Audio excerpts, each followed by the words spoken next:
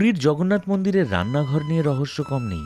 রান্নাঘরে রান্না করা হয় একটি পাত্রের উপর আরেকটি পাত্র পরপর সাজিয়ে, আর এমনভাবে মোট 7টি পাত্র একসাথে আগুনে বসানো হয়। তবে এখানে অলৌকিক ব্যাপার হলো, যে পাত্রটি সবচেয়ে উপরে বসানো থাকে তার রান্না সবার আগে হয়, যে পাত্রটি সব থেকে নিচে থাকে তার রান্না শেষে হয়। আর এই মন্দিরের প্রসাদও বেশ রহস্যজনক। পুরীর মন্দিরে প্রতিদিন একই পরিমাণের ভোগ প্রসাদ তৈরি করা হয়, তবু আজ পর্যন্ত কোনো দিন প্রসাদ নষ্ট হয়নি বা কম পড়েনি।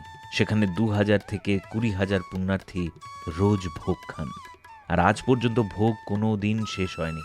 ভক্তদের বিশ্বাস, মা লক্ষ্মী স্বয়ং এসে এই রান্না করেন। জানলে অবাক হবেন যে 4 লক্ষ বর্গফুট এলাকা জুড়ে বিস্তৃত এবং 214 ফুট উঁচু এই ইমারতটির কোনো ছায়া দেখা যায় না। পুরীর মন্দিরের ছায়া দিনের কোনো একটি সময়েও পড়ে না মাটিতে। কেন এমন ঘটনা ঘটে তা নিয়েও বহু বিতর্ক রয়েছে।